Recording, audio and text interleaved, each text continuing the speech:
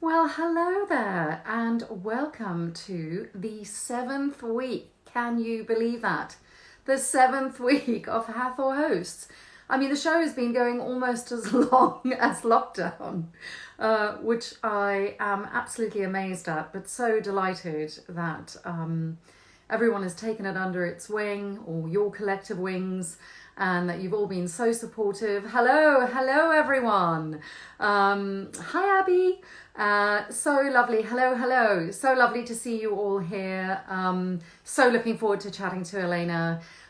What an extraordinary career she's had and continues to have. So I'm just going to connect with her now, and we'll be good to go. Hope everyone's having a good day so far, evening, morning, wherever you are. Um, yeah. Hello. Hi, Hi. beautiful. Hi, it's so nice to see your face. And yours, your beautiful face. Thank you. And you, how are you? I'm really well. All the better for Good. seeing you and chatting to you. And you. It's been a long time since we've had a nice dinner together in Australia, was it, that we I were? know. I was trying to work it out actually. I was like, when was the last time I saw you? And I think it It was was a while ago. Australia and New Zealand. We Yeah, definitely need to do that again. please. I know when the world resumes, it will be very nice. Yes, indeed. How is the homeschooling going? Oh, it's going. It's it's an advantage. To be honest, I really don't mind having my kids home all day. Like they don't bother me. I quite like my kids. Yeah. um, I guess my biggest fear is that I'm screwing them up somehow, but I feel like we're collectively in the same boat, and I don't think it can get too bad. So Yeah, and I think that one thing I've heard from everyone with kids is that they have a whole new respect for teachers now. for sure. Um, yeah, And I just think it's like, the interesting part for me is that, I have four kids, so I have like such a diversity in personalities and age groups and things. And so for me, it's always like, I've always felt, um, you know, kids don't learn one way. So you have to sort of be patient and learn how your child learns, or we even have to learn about ourselves, how we learn. So yeah, that's a lot of the respect I have for teachers is finding in the collective how to service each individual. It's tough. yeah. Well, bravo and respect to you for doing that. Thank you. It's Uh, it's it's been pretty good. I feel like, like I said, we're all sort of in the same boat, and you're really seeing like kids how they're incentivized to do things, and yeah, it's been good. and I certainly think it's a time that kids are never going to forget, and they're going to learn other skills as well. Maybe not necessarily things that they've learned in the classroom, but other things. Oh So, yeah, you know, and that's always been my thoughts as a mom who works and travels a lot. Like mhm. I do try to take my kids around the world as much as I can, and I get in trouble sometimes with traditional schools, and I've had to have meetings a lot of times, and they question my parenting, and I'm like, tell me what textbook they're going to read about London because I just took my kids there, Yeah, or you know what I mean? So yeah, anyway, completely. yeah. Well, congrats to you, Mama. Thank you. I just spilled So my coffee. we don't have much time because it's always Okay, only an hour. So I think we should just dive right on in let's do um, it. and start our interview. So I know you began your career as a model, although you did test for a pilot when you were 13, which you booked. I did. Um, and then you kind of settled into modeling, traveled all over the world with that. Mhm. So what kind of bridged the gap then when you were a young adult into acting? It was really quite simple. I had done some children's theater growing up, and I didn't really ever think I was going to become an actor. I don't think that was my thought. I then was scouted as a model, and that took its own path. Again, I never really thought it was going to be what it was. But then I really distinctly remember I was sitting with an agency, and they said to me, they're like, it was my modeling agency in Texas. I was living in Dallas at the time. And they said, there's more and more actors on the covers of magazines than there are models. And we're thinking of opening a theatrical division. Are you interested in acting? I was like, yeah, I did some stuff when I was a kid. And so, yeah, I just kind of got involved. And there was there was a manager there in Texas, and she kind of took me under her wing, and she had some classes at her house, and yeah, I just started working. And I slowly started working more as an actor than I did a model, and I just didn't really care that much about modeling anymore. um, and so it kind of made its own natural transition over a course of about 3 or 4 years, and yeah, and I love it. So. And one of your first series regular roles was Painkiller Jane, wasn't it? Yes. So tell us a little bit about that experience. Oh, that was, it was fun. It was sci-fi, and it was my first series. I had done a few guest stars, and I'd done a lot of independent movies. Mm-hmm. It actually, it was actually kind of a bad experience, to be honest with you. We had some little hiccups along the way, but the biggest lesson I got out of it was that you have to take care of your business. And and it was problematic for me. And even going into Stargate, I ended up having a problem because of a deal that I had made on that show. But it's fine. I'm still I'm good friends with Kristanna Loken, who her and I played opposite each other on that one. It had some growing pains. When you start a new show, there's some growing pains in the synergy of production and stuff like that. And I feel like I kind of got caught up in that, and it was interesting, to say the least. I called it painful pain for a long time. And also, I was going to say, it was probably, there's that added responsibility of going from an episodic job and where you're guest starring to suddenly being like much heftier responsibility.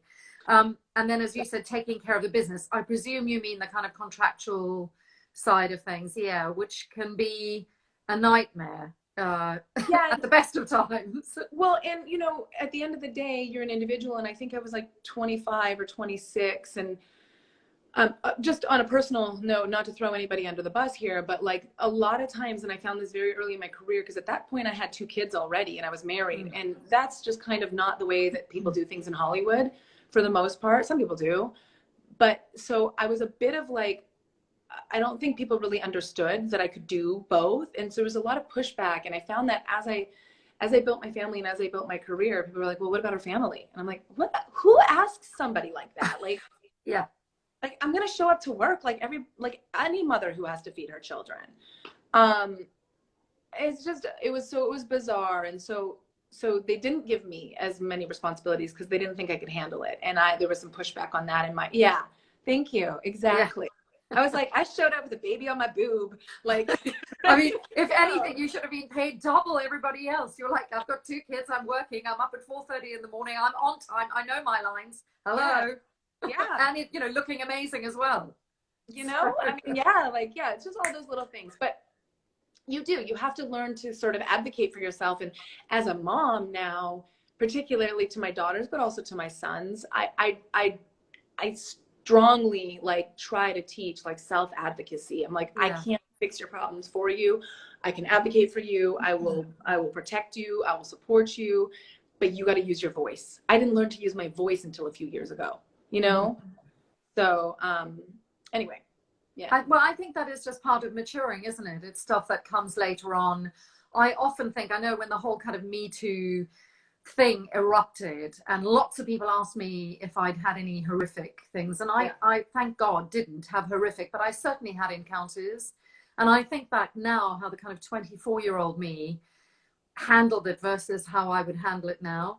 Right. And of course it's completely different because I have all that experience and life experience as well, not just work experience thrown into that. Well, and to me, this is like this whole Me Too movement is such an important lesson in that we have the opportunity as women to love and support each other. And a lot of times, right, this is like, I don't want to get too political about it, but it's typical oppressive culture. We as women have been allotted 20% of the pie. And so we're at war with each other when in actuality, the entire pie is available to us. And the best thing we can do is always have a woman so I've always made it a point to have a few women mentor me. And I look for opportunities to mentor young women and to understand like we're in this together. And that's kind of a responsibility that we have, is to grow. And obviously men as well. I have some amazing male friends who are mentors, but to me, you know, we're not fighting each other. Women should support each other and love each other and encourage each other, and we can, yeah. We can, absolutely, and beautifully said. And what an amazing thing to give back to the industry by mentoring other people and learning from your own mentors. You know, I think Yeah. that's quite special. And just that lesson of that, like, there's enough for all of us, you know? Yeah, absolutely. So your next big kind of series regular role was Smallville, in which you played Black Canary with the sexiest eye makeup girl. I was loving it. So is it true, though, that when you auditioned, you didn't know what the role was? Yeah, it was like top secret. Because, you know, and I didn't really know that the show was, you know, as popular as it was. But yeah, it's like, it was the Justice League. It was, you know, and it was really one of those. Maybe that's good, though. Oh, it's great. It's great. They ended up telling me eventually, but yeah, my audition, I didn't know. Sorry, I'm just trying to, I ran this morning and my legs hurt. Okay. Good girl, though, for running. Thank you. Yeah, I have accountability partners, because I'm like, I will get real lazy over here. I need friends to be like, I ran this morning. I'm like, shit, I gotta go. I know. So yeah, for that one, yeah, they didn't really tell me, and then they did eventually tell me, and so I looked her up, and I fell really, really in love with her. She's such a great character, and I think Smallville was the first time. There had been another series, Birds of Prey. Yeah. I don't think they revealed like the full version of the character, and even in Smallville they didn't really, but I'm so happy that she's being represented on Arrow, and I hope that, you know, her story continues to be told. And this is a really interesting thing, because this happens a lot too. People will kind of come up to me and like whisper like, I liked your Black Canary better. Yeah. And I'm like, there's no competition. Yeah. She's a badass character. She's rad. I'm happy that her story is being told. Like, even if it's not me, you know what I mean? I'm happy to have had any part of that legacy. Exactly. Yeah. So yeah, she's great. I love that character, and I'm really, really proud of her.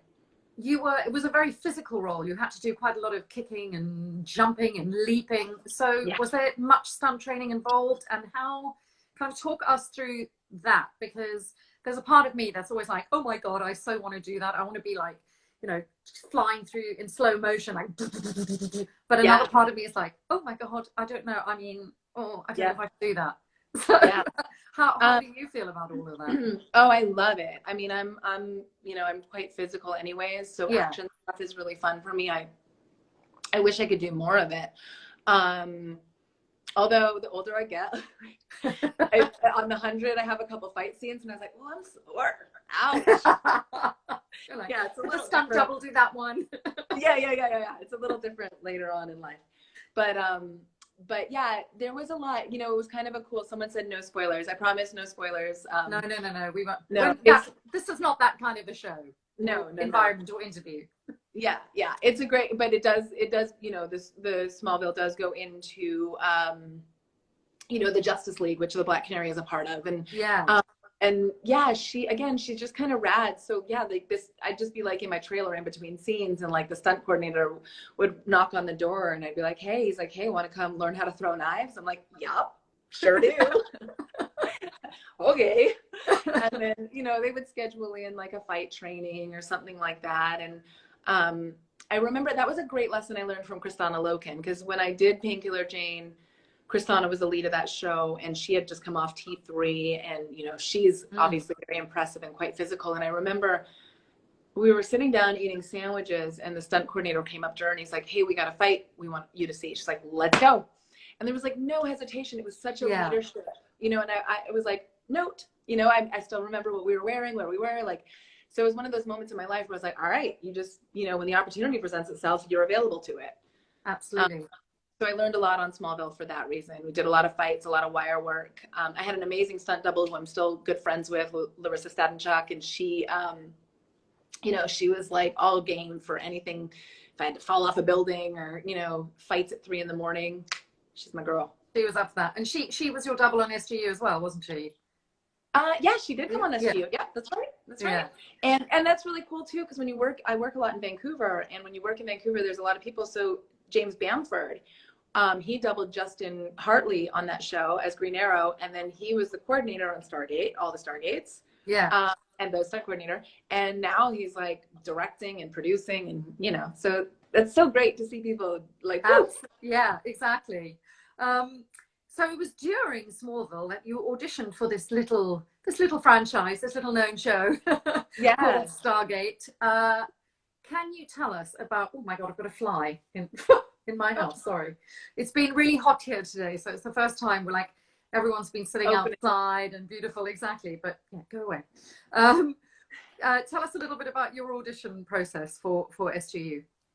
So originally, okay, this is funny. So I had done Painkiller Jane was done in Canada also. There's a lot of shows shoot in Canada, and of course, I was living in Los Angeles at the time, and so I had kind of a bad experience. So when it came up, I said no.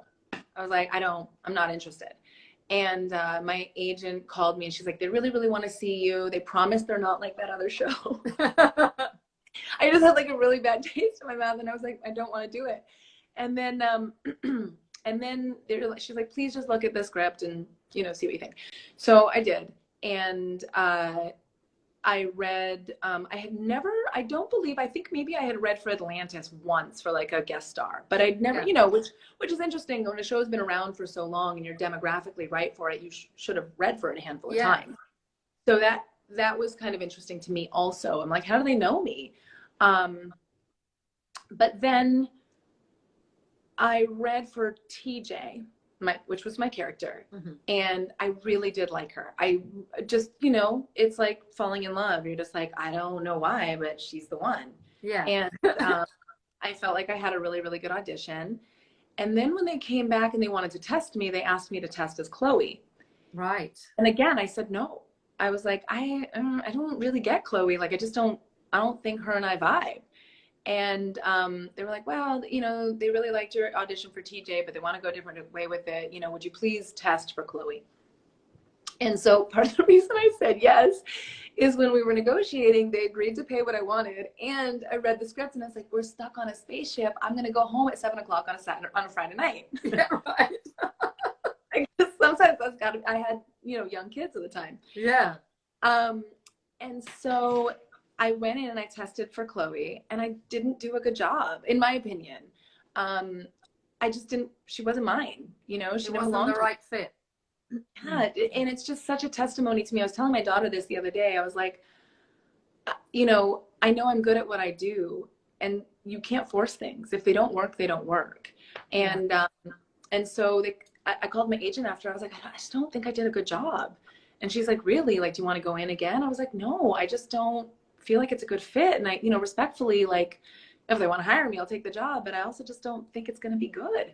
And she called me back. She's like, you know what? They want you to come in again just tomorrow on it, or it was a few days later or whatever it was, and reread for TJ. They'll consider you for TJ again.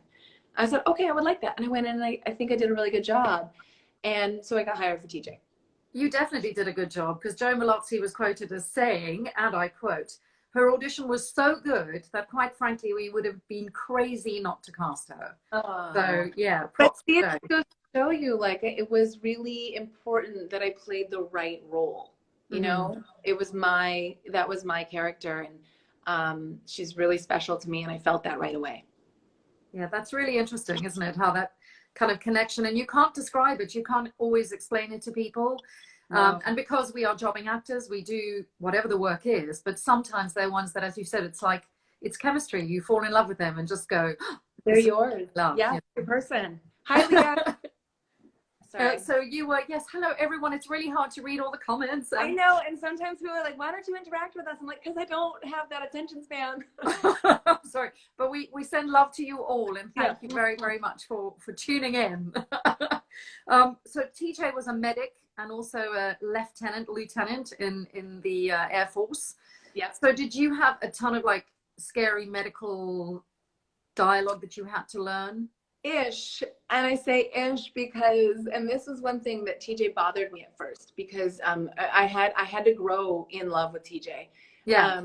Because she always was complaining that she didn't know anything. So I say ish, like she did have a lot of medical stuff, but a lot of her a lot of her reactions to it were like, I don't know what to do. I don't know. And Yeah. so she had to consult a lot of things. So no, I didn't have like thank God I didn't have like medical jargon, or not a ton of it anyways. Her storyline was very like emotional and supportive, and being a part of the team, and yeah, more so that than physically the doctor, you know? Yeah. And it's funny, working as an actor, sometimes you can't pick when you get hired. So you were actually at one stage doing both. You were doing Smallville and SGU, weren't you? Yeah. And I read this great story where you had to learn an insane piece of dialogue. Please tell us that story. And if you still remember the line, if you could tell us the line. Oh, If I not, do. don't It's worry. like a scar in my It's brain. etched into your brain. I will never go. I'll always know it. It's like, Well, it's very impressive. So yeah, they were sharing me for a little bit, which was very nice of them, because Stargate at that point owned me. But they both shoot in Vancouver, and so they were making it work for me. I also was pregnant at the time, so I had like super mommy brain. So it was like I had started work on Stargate at like 6 o'clock that morning. And then I went straight from there to Smallville, but I had only gotten the Smallville script the day before because it was Doomsday. It was the final.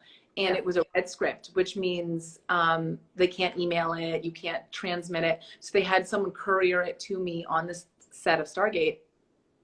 Actually, I think I got it that day. Anyway, so I did my work, and it was like this insane line, and I could not remember it to save my life. And at one point, they had started, it was like a few of us. It was Tom, and it was like, okay, so it was Superman, Flash, Green Arrow, and myself in the scene, and we're trying to figure something out. Thank God they did everybody else's coverage. And so I was looking at a folder, and I asked props, and I was like, I need a folder or something. I had to put this line in the folder because there's no way I was going to remember it. Yeah. And it was only going to be on my coverage, you know? So, and then at one point, it was the sweetest thing. Justin Hartley, he picked up the folder, and he was like, come with me. And he pulled me to the side of the studio, and he was like, line for line. He's like, they're not going to let you read this line. You have to learn it. And he just like, blah, blah, blah, blah, blah, blah. We like Meisnered that shit. And I was like, okay. And so got back. It was like 3 o'clock in the morning. I fell asleep at one point in between takes because I was so tired and pregnant. I remember like squatting down, and I just like rested my head, and they were like, Alaina? And I was like, I literally fell asleep. But the line is, I should be able to impact the scan shift frequency scaling they use as safeguards and directly route thermosafe algorithms to embed frequency anomalies into the surface area and subsequently any hardware. Yes, I can do it. Woo! Yeah. Who knows what it means? But no hey. Whole line. So also that episode was like way over, and like Tom at one point was like, this is ridiculous. Like it's supposed to play a joke, like she's so smart. Yeah. But it kind of fell. Because it's like a fucking long line. So but it's been a brilliant story ever since. So, you know, hey, you can dine on it. I still don't know what it means. You don't have to. Just trot it out every now and then. If somebody gives you any shit, just be like, blah, blah, blah, blah, blah. Yeah. I should be able to impact scan shift frequency scale. Yeah. Exactly. Thank you for doing that. Thank you so much. I getting back to a panel one time with Michael Shanks, and he was like, you see that? That's a scar. She's got a scar in her brain, and I've referred to it ever since then. I was like, yeah, that's what that is. Yeah, exactly. It's etched in. Yeah, it's never, I don't know any of my other lines, but I remember that one. Well, that's a good one to remember. So getting back to SGU for a moment, at the time, Brad and Robert had decided to take the show in a completely new direction, which I actually, in hindsight, and hindsight being perfect vision, but I think it was an extraordinarily brave thing to do. Yes. And I also think that SGU is one of those shows that has matured like fine wine or women, and just gets better and better now in the kind of streaming era. But were you aware of all that madness that was going on? You were. Oh God, yeah. I have a lot of thoughts on it. I have a lot of feelings about it. There's, you know, I agree, actually. I think it's a really good show. And I don't just say that because I was on it. I've done several interviews since then. And I remember at Silicon Valley. I was at a con this year, and someone asked to interview me, and they asked a bunch of SGU questions, and I was like, in the middle of the interview, I was like, God, that was a really good show. Like, Yeah. I forget. I was like, shit, that was good. Y'all should watch it. But yeah. It was very heavily, contested, protested. People were not, welcoming. We were called all sorts of names. I was spit on at one point at the studio. What? Oh yeah, people would like standing outside picketing us. It was so bizarre. And here are my thoughts, years later, after the fact. There was so much negativity and hatred toward the writers. Mm-hmm. Brad, Rob, Joe, Carl, all of those guys. And I think to myself, these are the guys who created this world that you love and journeyed through for the last 15 seasons. Where is their support? You know what I mean? Like, to me, if my favorite artist goes and, does an album that's like unplugged or something, I'm not going to be like, you suck. I'm going to be like, okay, that was an interesting choice, but I'll show up for them. So I was disappointed in that sense that there was like all of this, like, we love it, we hate you. I'm like, well, how does those things work, you know? That being said, I understand the discomfort. Now, I will say I don't run a network. I don't claim to know how to run a network, but the way that the network introduced us, I do believe it was very dismissive of the existing fans. And I think that was in poor judgment and poor taste. Yeah. And I think it was just a perfect storm of things that exactly, and then it didn't get canceled because it was bad. We had the same numbers as Atlantis. We were a staple on that network. I think it was a perfect storm. David Blue talks about this a lot. He's got like a really good thought process on it. But basically it was, MGM had filed chapter 11. Sci-fi was going a new direction. Mm-hmm. It was a little premature for streaming. At one point, Brad thought about going to Apple. It was just probably 3 or 4 years shy of being, in that right place for that. So yeah, it was just whatever. I'm grateful for the experience. I've made lifelong friends, and absolutely.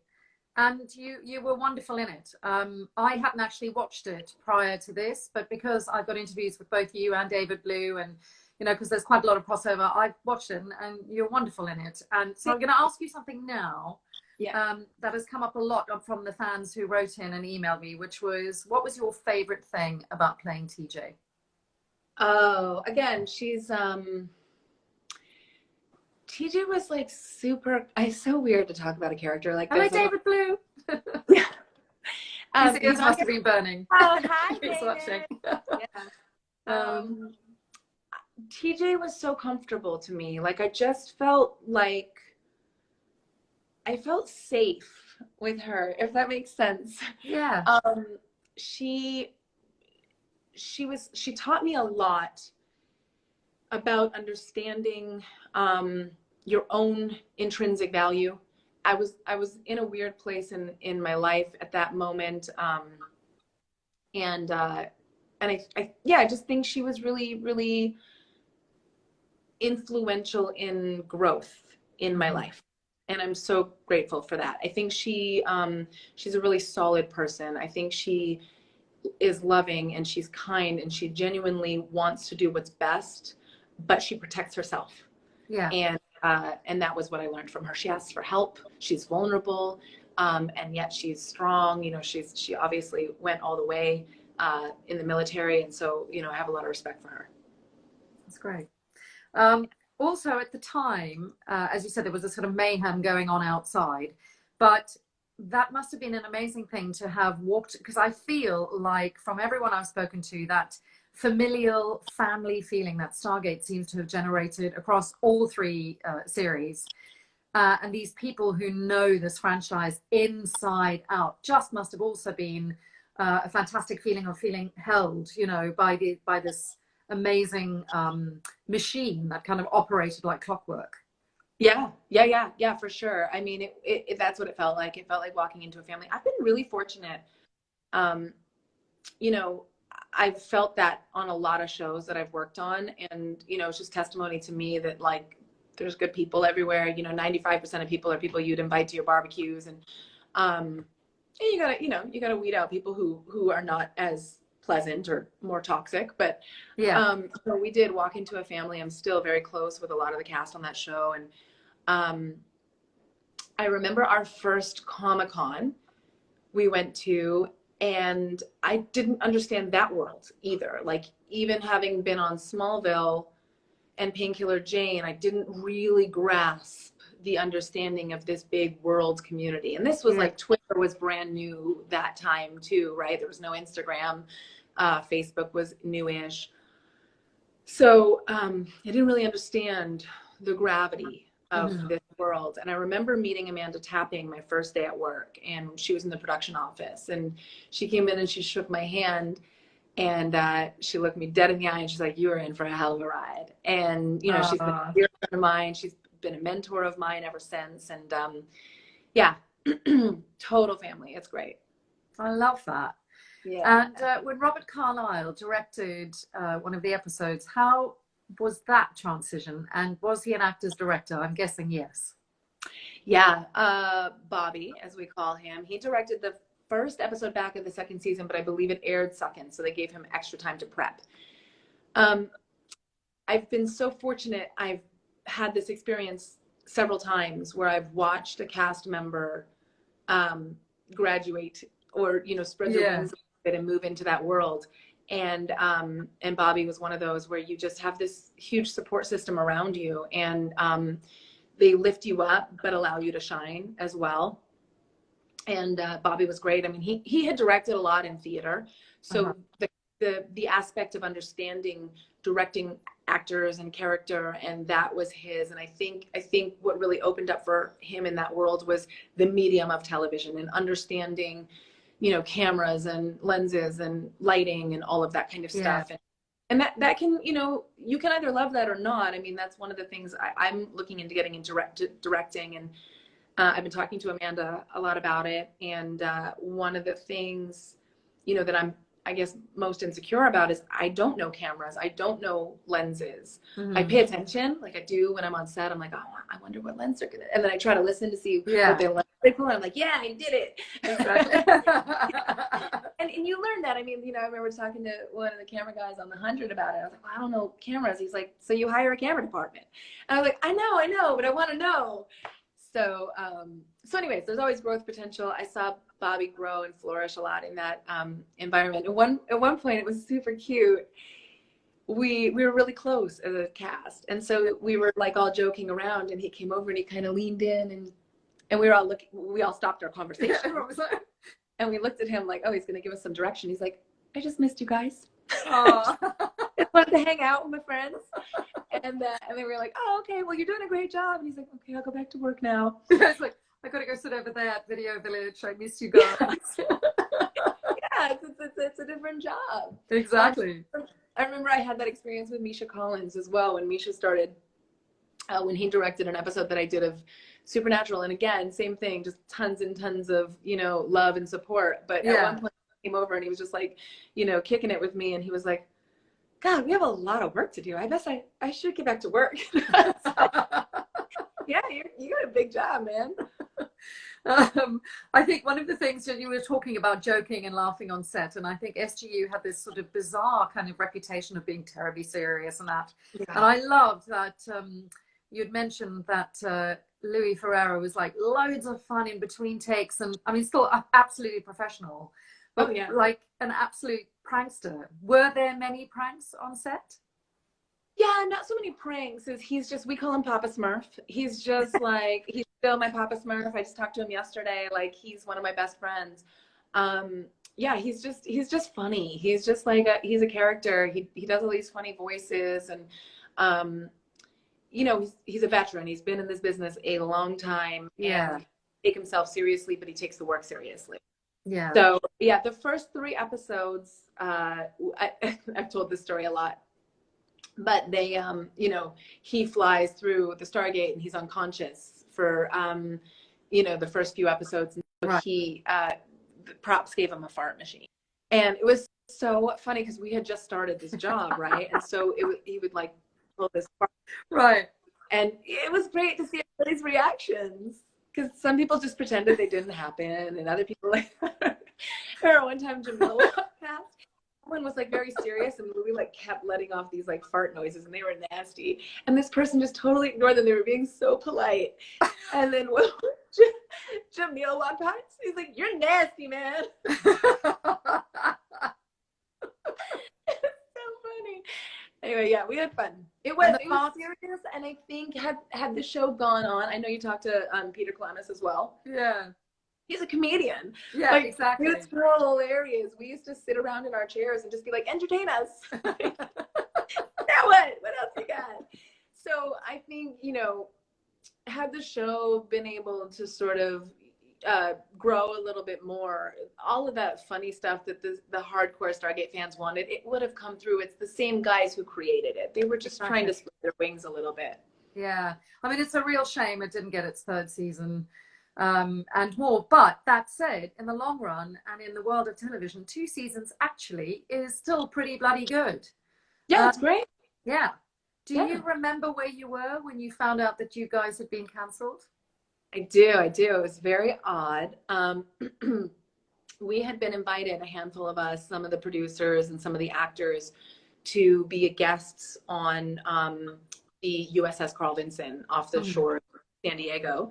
It was a few days before Christmas, and they were going to deploy, I believe, right after Christmas or like the day before Christmas. And that was such a beautiful experience. I will never forget it. They treated us so well. We spent a full day with them and a night, and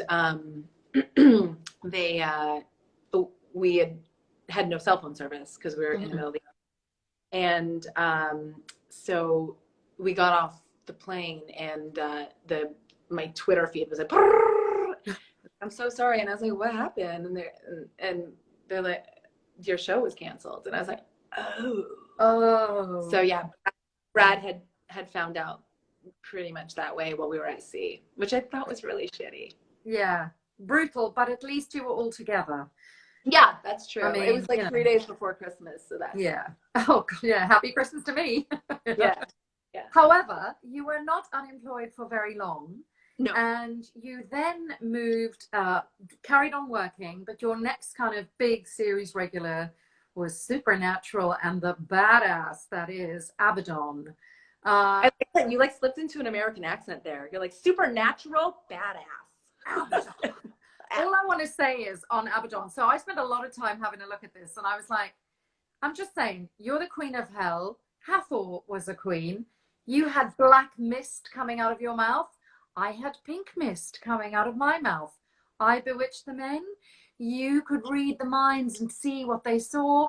I'm just saying. Hashtag, I think there's, you know, there's something here. There's something there. I love it. I'm down. How did you prepare to play a demon? Can one prepare to play a demon? How does one? Lipstick on, ready. Well, you know that is very much part of the process, right? It's like the whole going through what we call in the business, we call it the works. Yeah. So you get to hair and makeup, and you chit chat with your girlfriend, and she's doing your makeup, and then you move over to hair, and you guys chit chat, and all the while you're learning your lines, and people are coming in, and you're saying hello, and then you get to set, you get to rehearse it, and then you say hi to everybody there, and then you go back to your trailer and you get dressed while they're lighting things up, and then you get to work. So that is the process. But auditioning is so different and inorganic to the way that we work. It's such a bizarre way to get a job has nothing to do with our jobs. So true. Yeah, but same thing with her. I didn't know what kind of character she was, and I tell this story a lot. Like, the audition scene was insane. Like, I get stabbed in the back, shot in the face, and my head chopped off. That was my audition. How do you act that? Exactly. In an audition. She looked at it and I laughed, and I was like, oh, I thought it was a joke. And I mean, I prepared for it as one does, I guess. I don't know. I read the lines a few times and was like, all right, let me do my thing. And so I went into the audition. I think I was the first one. Yes, I was. I was the first person to read for that role, because the casting director read with me, and a few of the producers were in the room. And I just went for it. I don't know. I just did. And at the end of it, he was like, wow, that was a really hard audition. I was like, yeah, I know. Yeah, you think? Yeah. And then, yeah, I got the job. So I didn't know it was going to go as long as it did. You know, I recurred in that season, or that series, for 2 seasons. I didn't know she was going to be as big as she was. And that kind of is sort of, I think, a testimony to, again, the process of it. Like, I think they liked the idea of the character, and until there was a synergy and it was brought to life and they saw the chemistry, and they could continue to write for it. You know, a lot of times this is what happens, right? Is like, we really connect with the writing, and then the writer's inspired by the performance, and it's a beautiful relationship. If you haven't read Shonda Rhimes' book, she talks about this a lot. And this happens to me a lot of times when you work with a writer. A friend of mine, Jenny Klein, who wrote on that show, last year I auditioned for a show, and I called her after, and I was like, are you on this show? And she's like, yeah. I was like, I just read it. Did you write that scene? She's like, I did. And she's like, I wrote it with you in mind because I knew you were coming in. She hadn't told me. I felt it in her writing. That's amazing. So, yeah. Amazing. Yeah. Isn't that crazy? I had no idea she was part of that show. So yeah. Wow. It's yeah. So I just think I always talk about this, like, particularly Abaddon, she literally just became. It's less trying to figure her out and more allowing her to become. I think the same thing with TJ. I fought TJ a lot at first because I didn't want her to be meek. And we'll talk about Nikki in a minute, my character on the 100. But I think, as I've learned in my career, is you just become a vessel, and you're open, and you allow the character to become. And I also deeply rely on, and I love working with fellow actors, directors, the crew. I love creating with people. I love collaborating, and that really gets me high. Yeah, because it's such a collaborative process as well. So, you know, when everyone does their best and their job, it's the best. It's the most wonderful thing to see that synergy and that thing evolving. Did you have, she was so deliciously evil, Abaddon, and I was just wondering if people responded slightly differently to you having played, because I mean, Black Canary was kind of badass, but she wasn't like, that Abaddon was in a completely different league.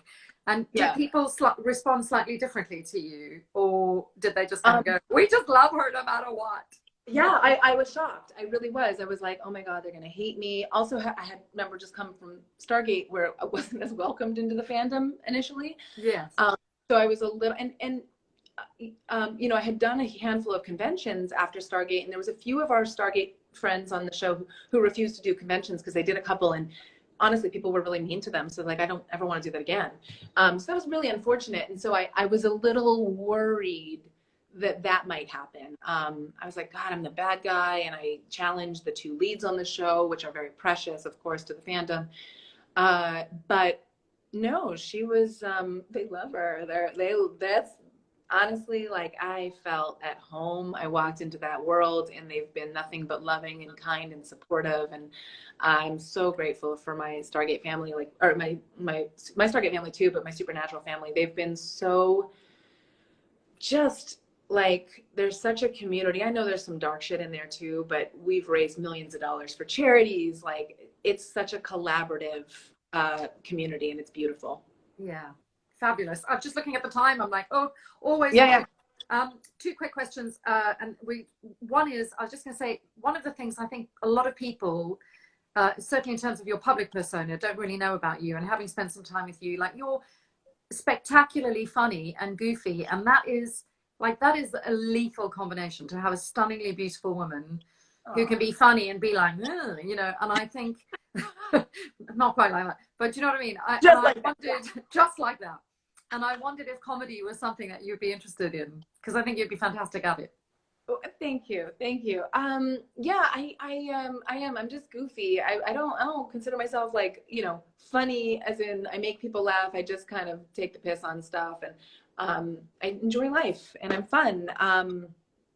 I would like to do comedy. I think particularly early on in my career, I didn't really get a shot at it because I didn't have a background in it. So anytime something would come up, it's really, it's heavy competition. So a lot of comedians are writers. So I typically read for leads of shows, and it just never worked out for me. It was never going to be like, oh yeah, sorry, my phone. Yeah. Well, also because you know, versus, sorry. Yeah. Yeah. And I don't have a history with it. So it's all to come, all to come. I'm down. When I'm done playing badasses, I'll play funny people. Oh yeah. I mean, I'd like villain badass, brilliant. Tomorrow night, the 100th final season drops. Boom. So this was really good timing, wasn't it? I know, it's perfect. What can you tell us about Nikki? If anything, before, I mean, are you allowed to tell us anything? Just sort of what's been released. I'm aware that the fan base is very, they don't want to know a lot, and so I don't want to, and they'll overanalyze. Everyone's like, just be careful what you say. Yeah. So I will leave it at this. Nikki's amazing. Please go easy on me. You know, she comes in as a little bit of a badass, but there's a lot of there's a story there, and I had so much fun playing her. And this again is such a testament to like the work that we do, and how just showing up and doing your best work is really all that's needed. I auditioned for it, and I don't think the character was supposed to be as big as she was, and I know she wasn't. And when they saw my audition, they were just like, this needs to be like a big arc in the show. And so I was talking to Jason Rothenberg, and he was like, your audition inspired me to write more for the character. And I was like, oh, good, thanks. And then we created, this was while I was on the first episode, and he had been up there. So we were doing my screen test, and we were like, or my look test. And so we were creating, and again, this is such a beautiful part of the process. So I just think we all sort of discovered Nikki as the season progressed, and she's a badass, but I wish the show didn't end, because I think there would be a lot more with her. But yeah, I'm in the whole season. It's a really nice arc, and I'm really proud of this character. She gave me a lot of hope this year, and I'm really proud of her.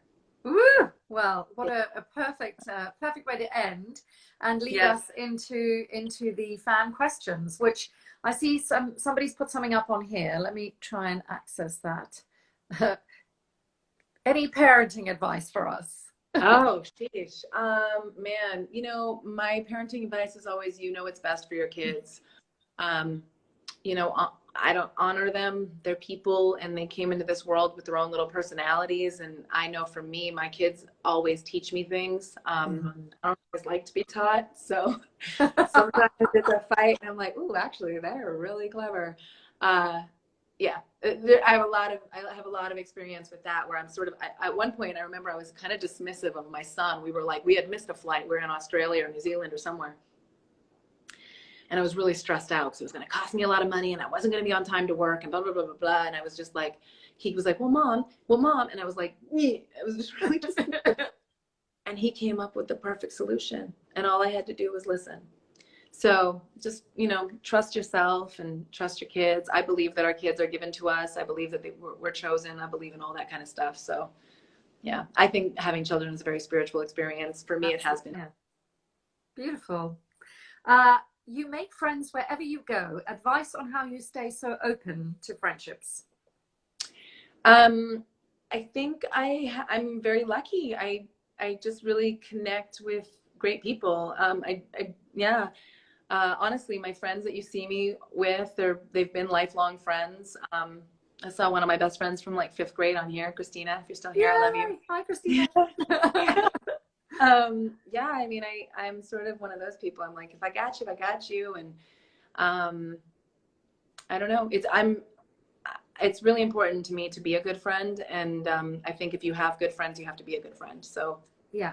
And I think you also tend to sort of give off this really lovely, I remember the first time I met you, and I was a bit like, oh my God, she's so gorgeous. And then you were so lovely. I was like, what?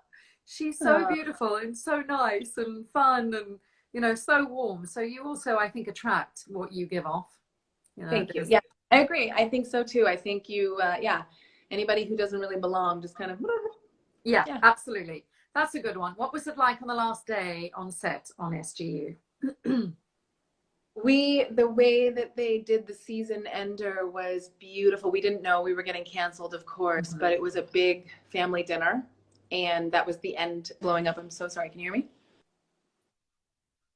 Yeah, can hear you. Yeah? Yeah. You hear me? Okay. I've had like 4 phones. Like, honestly, nobody calls me. I know. I've had like 4 phone calls this hour. So it was a big dinner scene, and they shot it last, and we sat at a big celebration, and it was beautiful, and they did it that way on purpose. It was perfect. No. What was it like filming SGU while you were pregnant? They were so kind and loving and generous to me. I did have a lot of people call me and be like, "Are you going to get fired, or are you in trouble?" And I was like, why would I be in trouble? I'm a full-grown woman. Like, yeah. Nobody tells me what to do with my body, with my life. And, you know, so I was nervous, of course. I didn't plan it. Yeah. You know, I wouldn't have planned to get pregnant, you know, shooting a pilot of a show, but if I couldn't have planned it any better. And, and so when I did pull the producers into my trailer, I told John Lennox first. I was really nervous. And he was like, "Congratulations, don't worry about it. We'll make it work." And so Brad and Rob came into my trailer, and they were nervous. I think they thought I had something like that I was going to complain about. Yeah. And, you know, they kind of walked in like, and I was like, "Well, this weekend I was not feeling very well." And Rob just had this huge smile on his face. He's like, "Congratulations." Oh. And they wrote it in, and they were so kind to me, and they were so kind to my baby. You know, I couldn't have asked for a better situation. I feel really, really lucky. Oh, that's such a lovely story. Yeah. People are asking, I think it's come up twice, have you ever kept anything? I think to both of us, have you ever kept anything from the set, or I guess from your costume or anything like that? I'm personally not like a big, like, I like art pieces. So I collect street art and stuff like that. So I do have actually a piece of our set that's from Stargate. That was fab. And then I have a keynote. Oh, this is that's cool. Wanted from the set. I just, you know, obviously they fly in the show. They don't fly in real life. But yeah, I'm not a huge collector of things. I'm a bit of a minimalist, but I do like sentimental things, and so this one's one. I do have I collect all my chair backs, which when we get to work, we have our director's chairs with our names on them. So I have all of those from every show I've ever worked on. They're in a drawer somewhere. I do plan to put them up at some point. And that's pretty much it. I did take something from the 100 because I didn't get a chair back on that show. Nobody has a chair back on that show because it's just such a huge cast. Yeah. So I took a piece of my wardrobe. I asked for it, and it's just it's a little mask, and I took it on the last day. So that's my keepsake from that show. That's fab. Yeah, I was too stupid to take anything. And I think I've asked for a few things, jewelry mostly, if I've got really nice jewelry and clothes. Right, let's see. If you have a chance to have been in either SG1 or Atlantis, who would you have liked to have played? SGC team member, Goa'uld, or Wraith? Oh. I don't know what that means. Isn't that Just say Goa'uld. That's the baddies. Okay. That's what I was. Oh, good. Okay. Yeah, that one. I actually just did a project with Chris Judge this week. We just did a little animation podcast thing, so that was really fun. Wasn't he one of those guys? Wasn't he? No, he was not. Oh, just kidding. Oh, yes, no, he was. I'm sorry. Oh. My mistake. He was indeed. Whoops. He was indeed, but he had turned to the good side. No, I guess over 10 years things happen. Exactly. Yeah. And I'm old now. I can't remember everything. Right, let's have a look here. A long time ago too. Yeah. For Stargate, were you guys approached or did you audition? What happened there? I think we've sort of it already. Yeah, I was going to say we've kind of covered that. We auditioned. Who is your favorite character on the 100? This is actually a really cute story. I like the 100. It's actually one of the first shows that I've been on that I actually felt like I had to watch to understand planned. And even then, like there was a lot of times throughout the season where I'd kind of go up to the writer and I was like, I think Nikki knows more than I do, even though I'm caught up on the show because there's just so many storylines and things going on and history. But the I totally just lost my train of thought. What were we talking about? Someone just messaged me and I got distracted. You were saying who your favorite character on the 100 was. Thank you. So I remember I was doing a scene one day, just in my car preparing for like tomorrow's work, and I had printed it out and I handed it to my daughter Charlie as we were driving to gymnastics, and she started watching the show because she came to set with me on the first day to like get prepared and stuff, and her face got like so lit up and she got so excited, and I was like, what?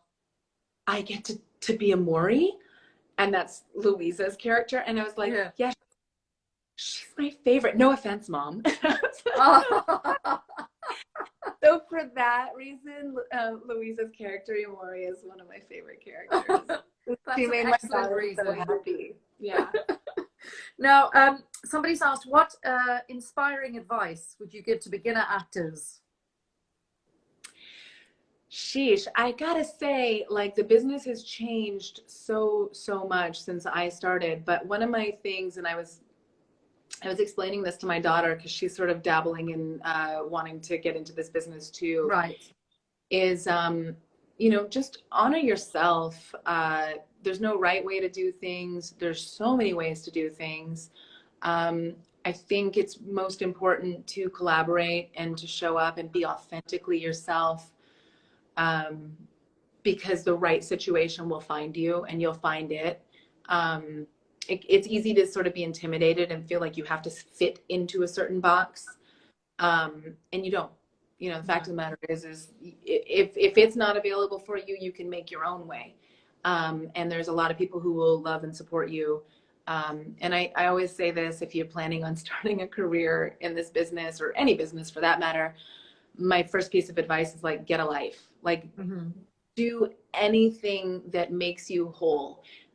So if you want to move to LA, and you don't even have to move to LA anymore, I don't think, but like, I don't know if that means joining a church, going to ride horses, join a rowing club, knitting, I don't care what it is. Yeah. Have a, you know, it's so important in life to, you know, have passions and be part of groups that aren't a part of this career, that will support you and, you know, grow with you. And I think that's important in any walk of life.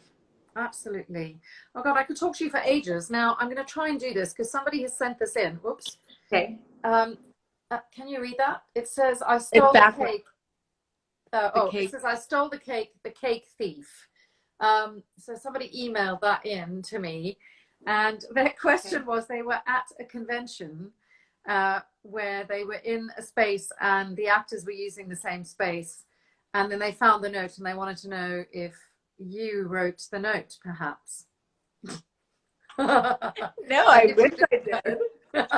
And they also asked if I recognized the handwriting, but I did not. Say again.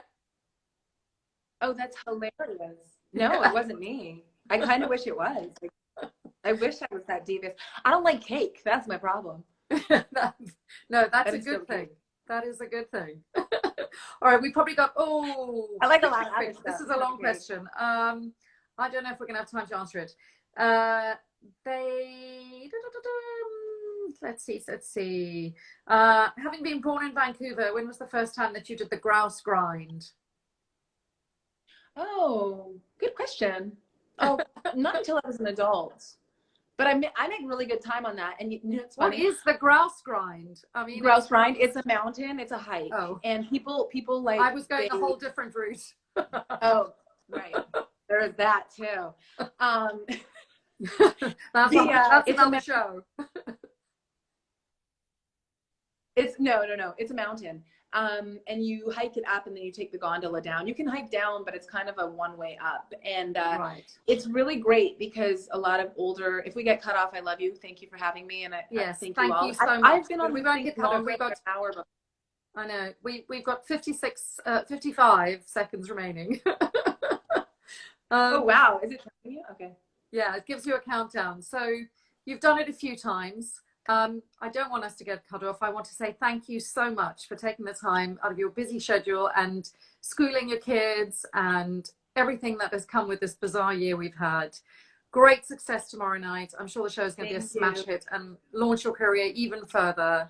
So lovely to see you. I have another show I'm going on to right after this, and I'll be hopefully making an announcement soon, but just happy to be working. Thank you for having me. Thank you guys for always supporting me and showing up. And I hope to catch up with you some point at some place in the world.